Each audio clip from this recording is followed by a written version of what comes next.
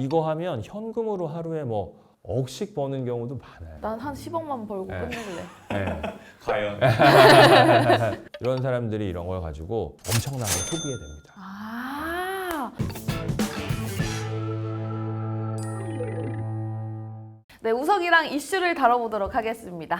우석이다. 우리가 게임을 해보면 게임이 주는 그 흥분감? 이런 게 있습니다. 긴장감과 이런 거를 사람들이 좋아하잖아요. 근데 도박이 되게 특별한 게 뭐냐면 내가 별로 노력하지 않고 그런 긴장감을 맛볼 수가 있어요.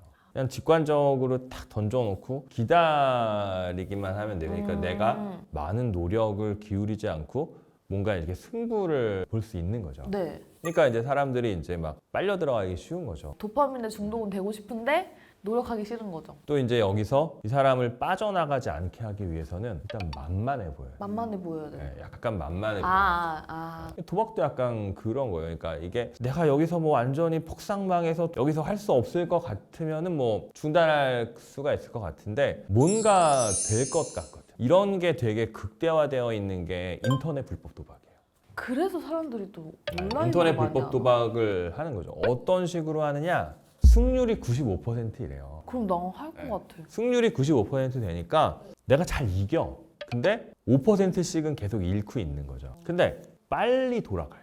베팅하고 결과 확인하는데 금방금방 돼버려요. 그러다 보니까 되게 짧은 시간에 막 수도 없이 돌아가는 거죠. 그것도 노래가 재밌어. 네. 그 노래에 중독된다니까. 승률이 높아서 막 이기기도는 경우도 자주 나오는데 계속 돌아가다 보면 나는 계속 잃고 있는 거예요. 아. 결과적으로 내가 오늘 잃었지만 딴 적도 상당히 많거든. 네. 그러니까 계속 더 그러니까 해볼 그 기억 때문에 계속 수 있는 하잖아요. 거죠. 요즘에 그런 거 있어요. 유튜브도 라이브를 할 수 있잖아요. 네. 라이브 방송을 하는데 바카라나 뭐 뿅뿅이랑 하고 있어요. 그럼 그거를 이제 시청자가 들어가서 보면서 베팅도 하고 그러는 건데 맞아요. 만약에 제가 그걸 한다 쳐요. 근데 호주가 할 수 있으니까 호주에 가서 그 방송을 했어요. 그러면 잡힐 수는 있죠. 아니 뭐 그런 방송하는 거 자체로의 이슈는 없겠지만 그런 방송을 해서 실제로 돈을 걸게 하고 그거에 따라서 승패에 따라서 건 돈을 지급하게 하면 그건 안 되겠죠. 옛날에 뭐 맞고 막 이런 게임 있었잖아요. 네. 그거 뭐 돈만 안 왔다 갔다 하면 이슈는 없는 거. 아 그러면 그 도박의 기준이 돈이 또 안 들어가면 돈이 안 들어가면 그거는 그냥 게임이거든요. 그냥 게임? 네, 그러니까 우리가 고스톱해서 여기 맞기 게임 하면 괜찮아요. 아. 근데 이게 돈이 왔다 갔다 하면 안 되는 거예요. 만약에 제가 도박 중독이에요? 근데 제가 남한테 피해를 주는 건 아니잖아요. 네, 근데 네. 왜 이렇게 처벌을 하는 건지 좀 궁금해요. 민소 씨 안전띠 하시나요? 저는 항상 하죠. 안전띠 안 하면은 남한테 피해 주나요? 그건 아니잖아요. 네. 근데 안전띠 안 하면 우리가 그 과태료나 이런 거 네. 부과하잖아요. 마약도요. 아니 내가 나 하는 거지 다른 사람한테 피해 주는 거 없잖아요. 근데 마약을 처벌해요. 그러니까 도박도 어떻게 생각해 보면 아니 이거 내가 도박해서 내 돈을 잃는 건데 이게 뭐 문제가 있냐? 네. 라고 이렇게 할 수 생각할 있죠. 수가 있습니다. 크게 두 가지 그 철학이 있습니다. 하나는 뭐냐면 국가의 후견적 기능이라고 하는 컨셉이 있어요. 국민의 자유를 보장하는 것도 되게 중요하지만 국가가 국민들이 올바른 방향으로 살 수 있도록 후견인적인 기능도 해야 한다. 이런 철학이 있습니다. 또 이런 것도 있어요. 이런 후견적 기능 말고 마약을 함으로 인해서 일어나는 다른 폐해들이 있습니다. 이 사람이 마약에 취해가지고 범죄 저지른 경우도 네, 있고요. 그렇죠. 그 다음에 그 마약을 얻기 위해서 다른 사람들한테 피해주는 경우들도 있습니다. 피해주는 방법이 되게 심플합니다. 남한테 도박하겠다는 돈을 빌립니다. 민수 씨, 제가 도박 자금 빌려달라고 그러면 빌려줄 것 같아요? 안 빌려주죠. 네. 사람 너무하네. 진짜. 대본 얘긴데. 무슨 일이 있어도 돈 안 빌려줄 거야.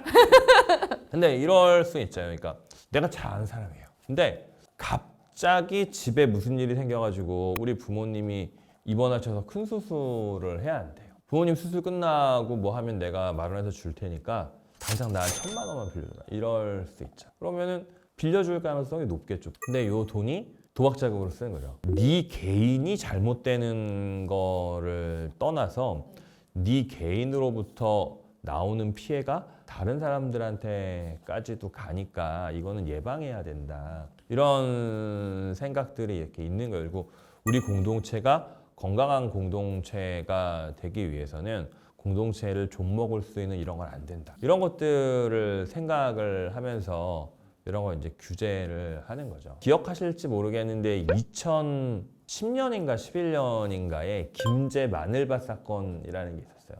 마늘밭을 누가 이렇게 굴삭기 기사인가 이런 분이 이렇게 파다가 마늘밭에 보니까 현금이 막 다발로 있는 거예요. 그게 한 100억이 넘는 현금이 마늘밭에 이렇게 쫙 깔려 있는 거예요. 네.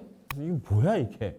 근데 그게 이제 불법 도박으로 번 돈을 깔아놓고 그랬던 거예요. 그럼 그 마늘바 사건 어떻게 됐어요? 그거 찾았어요? 마늘밭 사건은 결국은 누가 그 행위를 했는지를 찾아가지고 처벌을 했죠. 그러니까 이제 불법 도박 자금. 네. 그러니까 이 도박 사이트들이 사실 보면 잠깐 운영하면 처벌 안 될 수도 있을 것 같아요. 왜냐하면 걸려야 처벌이 되는 그쵸, 거니까. 그쵸.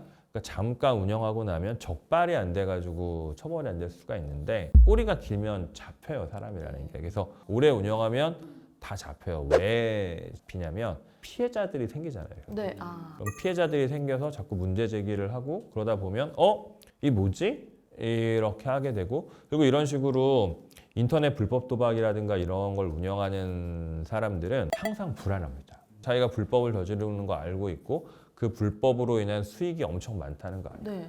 이거 하면 현금으로 하루에 뭐 억씩 버는 경우도 많아요. 난 한 10억만 벌고 네. 끝낼래. 네.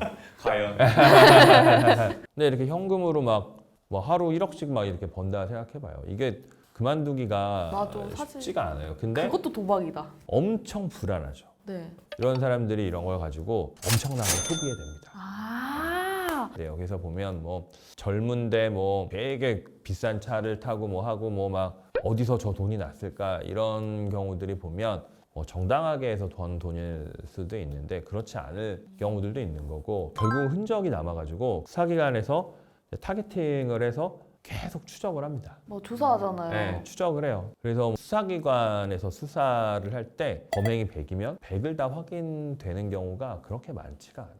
민소 씨가 알려나? 바다 이야기 이런 거 알아요? 저 알죠. 어렸을 때 뉴스에 맨날 그 바다 아, 이야기, 물고기 나오고. 맞아요. 그 바다 이야기가 처음에 나왔을 때 그냥 사람들이 도박이라고 생각 안 하고 게임이라고 생각했어요. 처음엔 이게 규제 대상인가? 약간 이런 생각도 했었었고 처벌 대상인가? 약간 이런 생각도 했었는데 그러다가 이제 이건 사행행위다 이런 식으로 생각하면서 이거 불법이고 안 되고 처벌하고 이러기 시작했거든요. 근데 그 전에는 그거 안 잡았죠. 제일 처음에 나왔을 때는 이게 불법이라는 생각 자체를 사람이 잘 못했었어요. 그리고 저 어렸을 때 막 강원도 이런 데 가면 네. 있었던 것 같아요. 음. 그렇지 않아요? 근데 어느 순간 다 사라졌어. 제가 이런 얘기도 들어봤어요. 이게 현직 경찰관인데 네. 자기가 더 이상 경찰을 하지 않고 이 바다 이야기 관련된 사업을 하겠다고 이제 그만둔 거예요. 경찰이니까 바다 이야기 하면 불법이라는 걸 알 거다라고 생각을 할 수 있는데 그만큼 뭐 이 바다 이야기 이런 게 처음에 나왔을 때는 불법이라는 거를 경찰도 잘 모르던 때가 있었습니다. 그러다가 이제 불법이라는 거를 사람들이 알게 되고 그러다 보니까 대대적으로 처벌하기 시작해요. 근데 바다 이야기가 그 국가에서 허용해줘온 정상적인 게임 범주 안에 들어가면 괜찮아요. 그냥 정상적인 게임 범주 안에 들어가면 괜찮은데 그거를 국가에서 허용해 준 것과 다른 방식으로 만들거든요. 네, 그래갖고 뭐 사행성 있는 요소들을 더 많이 나오게 한다든가 내지는 국가에서 이걸 환전을 해주면 환전해주는 순간 도박이 되니까 환전하는 거를 금지하거든요.